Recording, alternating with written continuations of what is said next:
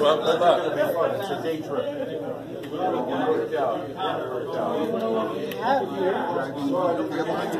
Senior driving. Stuff about real ID. I passed that up. Information on the DMV. No? Okay. I mean, I was just there a short time ago. Such an interest in the DMV. Isn't this amazing? Don't look at me.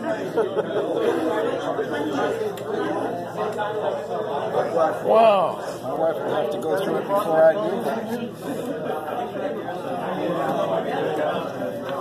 What a popular subject. You, sir, are you interested in the pamphlets? I'm getting the pamphlets, yes. Anything that keeps me from running afoul of the law.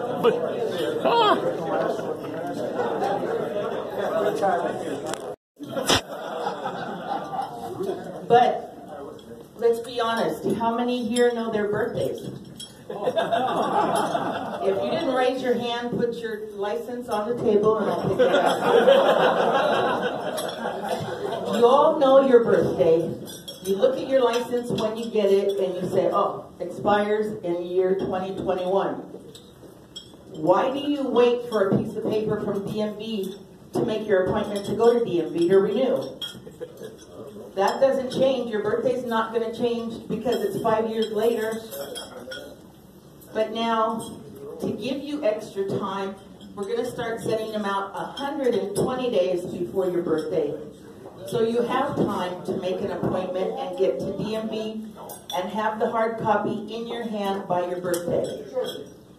But with or without a notice, you can still make your appointment. The notice is only going to tell you your birth date, the year, and make an appointment.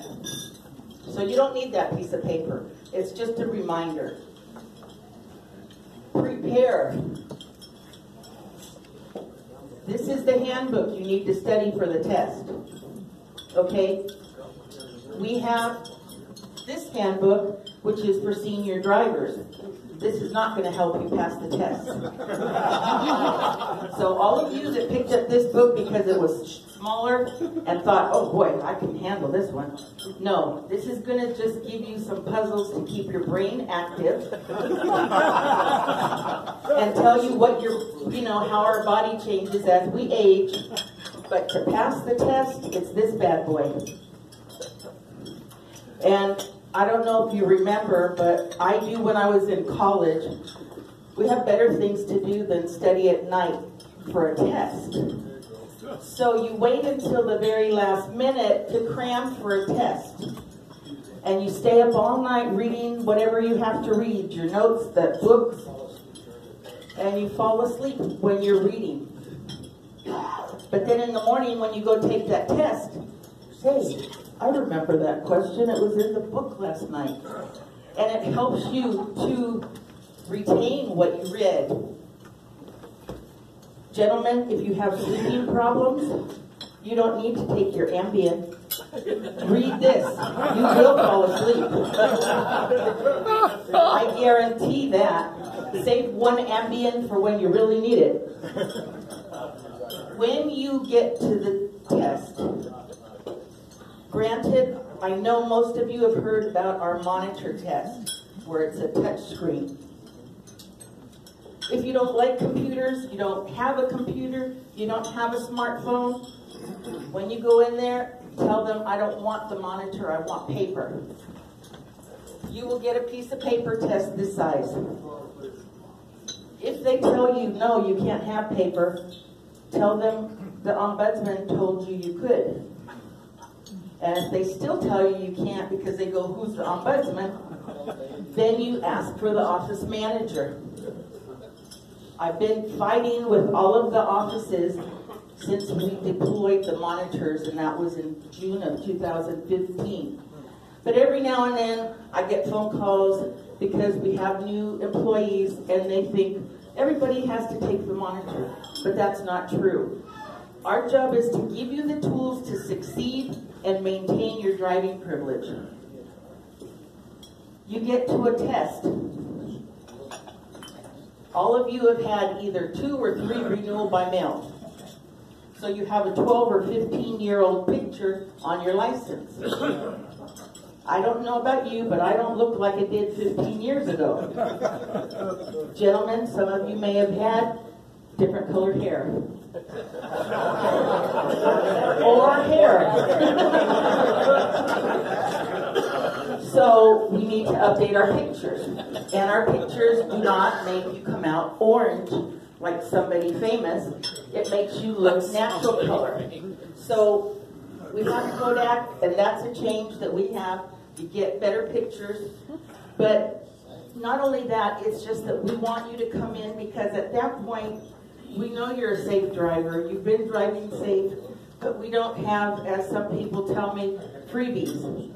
Because we have to know that you know the laws of California. A lot of seniors call me and say, but I don't have any tickets or accidents. Can I just do a drive test? Well, no, because we know you've been driving, but you need to know the laws, and you have to prove that to us. So that's why we have only 18 questions. If anybody ever gives you a 2-sided test, tell them you only take 18 questions. Only on the first-time drivers do you get 36. So 18 questions. If you choose the monitor, once you get 4 wrong, it's going to tell you to go see the DMV clerk. That means you failed. Once you get 15 right, it says congratulations. Now go see the DMV clerk. So that's our fast pass, fast fail. But if you do it on paper, and I know a lot of people have a tendency to read the test, answer the test, reread the test, change your answers on the test, read your test. All of that is your choice, and if that's how you pass, wonderful. And that's why you have the option of the paper test. On the monitor, you don't have that luxury. You hit the answer, it's going to tell you if it's right or wrong. You can pass 3 questions, and they go to the end of your test. So you still wind up having the 18. But it's favorable for seniors because you decide how big the letters are, small, medium, or large. 1 question on the screen at a time. 3 minutes on every question. You're staring at a question for 3 minutes. You may think that's not very long, but when you're staring at it, I guarantee you've changed your answer 3 times, if not more. And most likely, it's wrong. Stick with your gut instinct. I tell people, when you get a question you're not sure of, close your eyes. You know how to drive. You know the different situations. We do not have trick questions. If you look online at the 5 sample tests that we have, that's for you to get used to our verbiage. It's not for you to memorize and then think those questions will be on your test. It's for you to get used to how we ask a question. Close your eyes and think of what you would do in that situation, and I guarantee you got the right answer. We want you to be stress-free as much as possible. Granted, it won't be at this 30-day period. We're bombarded with people. So without an appointment, you're taking your life at your own risk. That's all I can say. In the back, I have handbooks, and I have one of these sheets, only it's in green. This gives you the offices that have the extra hours. Right now, all of our DMV offices open at 7 o'clock every day but Wednesday. We open at 9. Then on Saturdays, we have 60 offices that are open on Saturday. On the back, it tells you what offices around the area are open.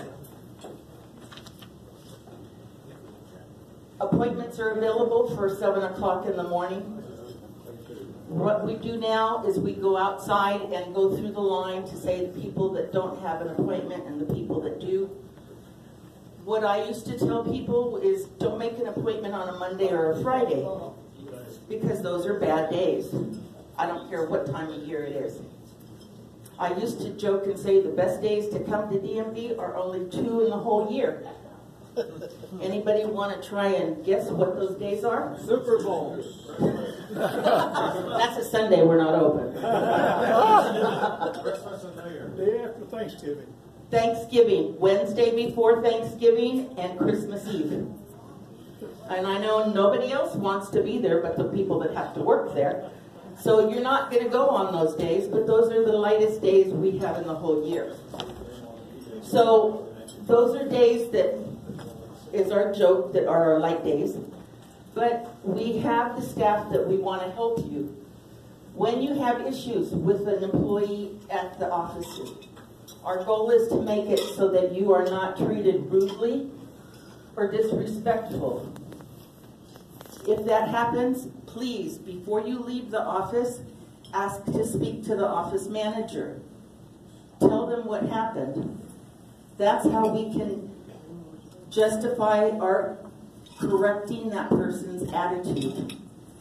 We want to make our office as pleasant as much as possible, but we want to help you above all, and nobody deserves to be treated rudely. Being that I've been with the department 34 years, I've been at that front line. I've been there being called every name you could think of, but it wasn't my name. You have to take it as a grain of salt. You can't take it personal. Because we're there just collecting the money. We're not the ones making the law. We're not the ones in Sacramento writing the law and saying this is how you will collect the money. We're doing a job.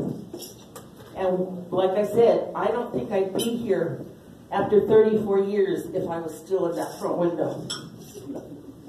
That's why I promoted. And I've gone through different positions. I used to have administrative hearings where when your license got suspended, you'd come to see me if you wanted it back. And I would talk to you one-on-one. Tell me why you want your license back. What justification do you have? Granted, if you got a DUI, you'd have to have a whole lot of justification. But if it was for a physical or mental condition, we deal with you one-on-one. What your driving needs are, what your medical conditions are, what your medications are. That's all an individual.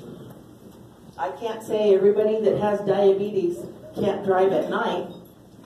It's all individualized. Yes, we put you through a few more hoops, but we also guide you. That's where I come in. You've gone through all of that, and you're still not satisfied. You still feel that you're being discriminated against.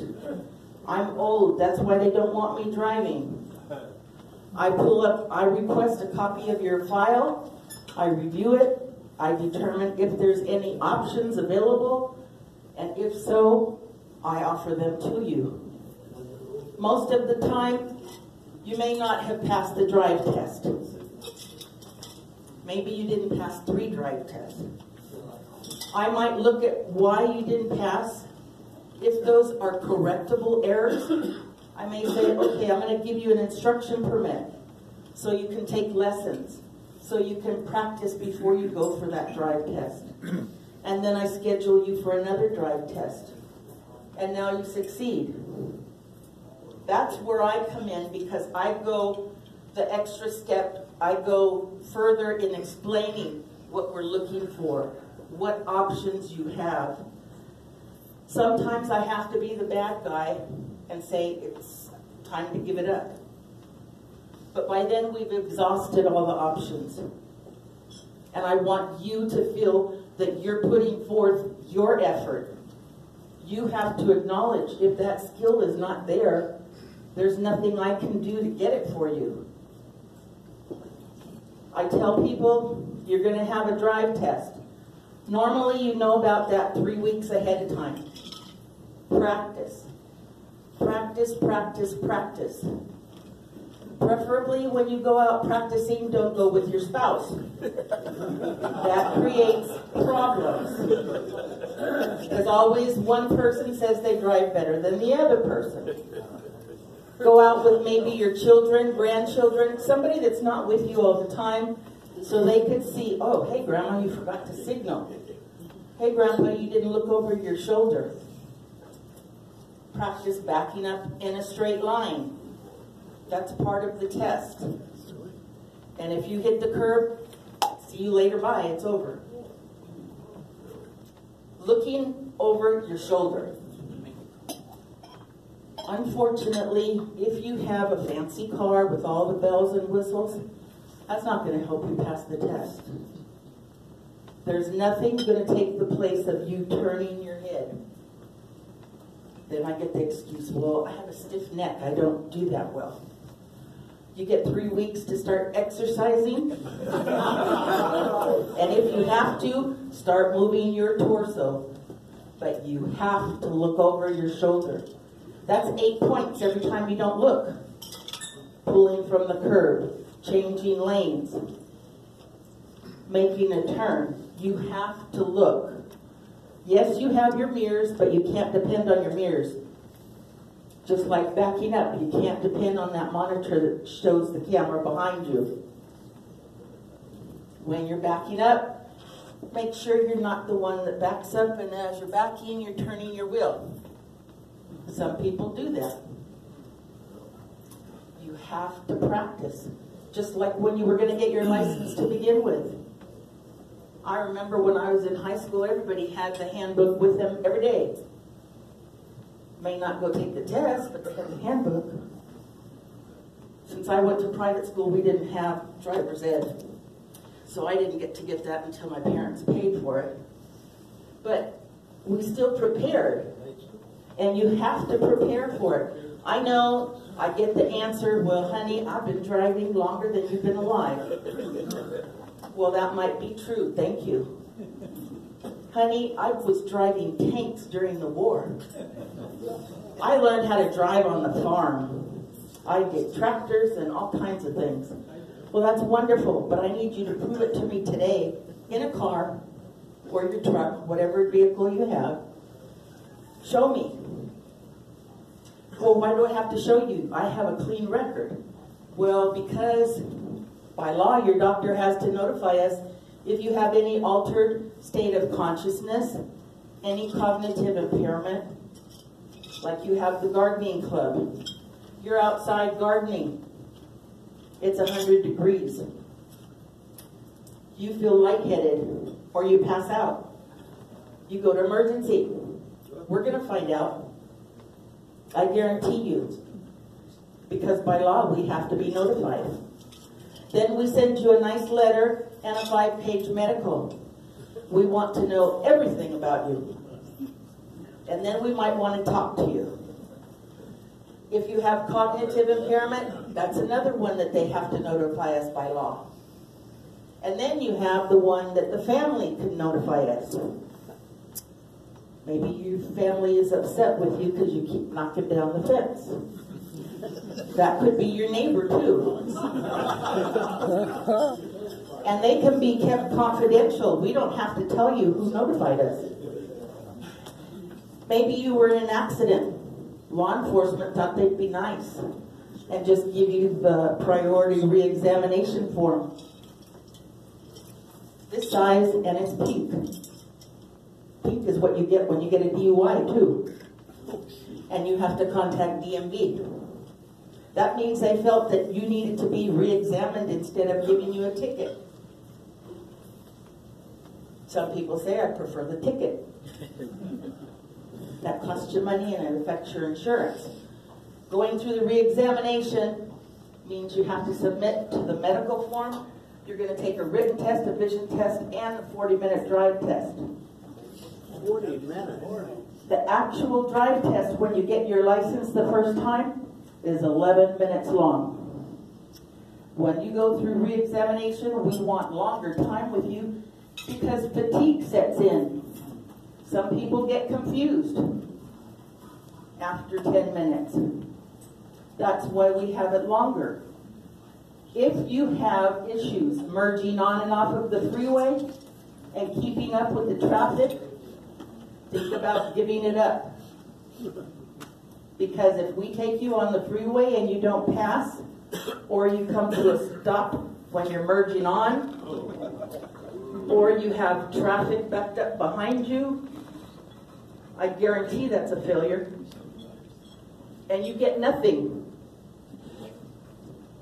But if you give up the freeway and we test you just on surface streets and you do good, at least you get something as opposed to nothing. You just can't drive on the freeway.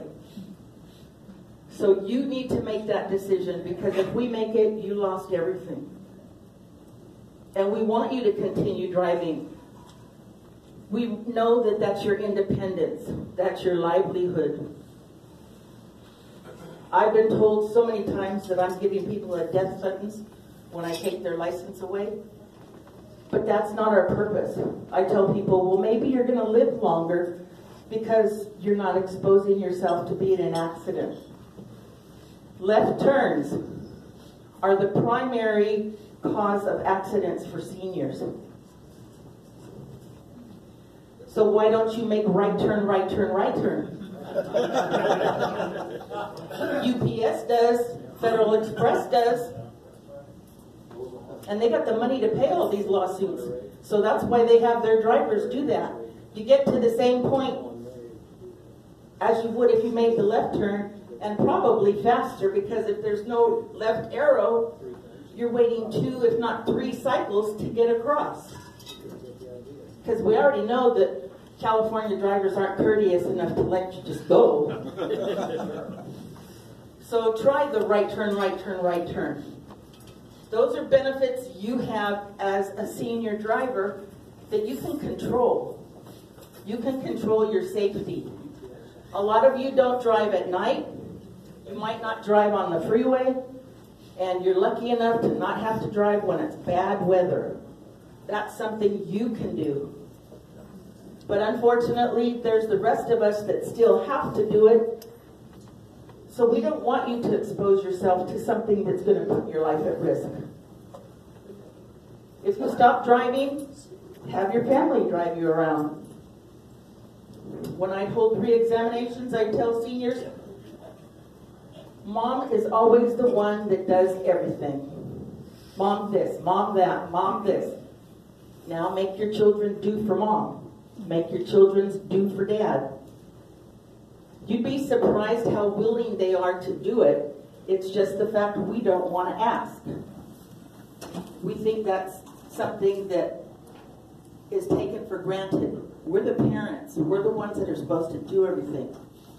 But there comes a time when it's their turn to help us. $10. I don't know how much they are now. Like, as long as you keep it on something that it's being transported, you don't have to pay for registration.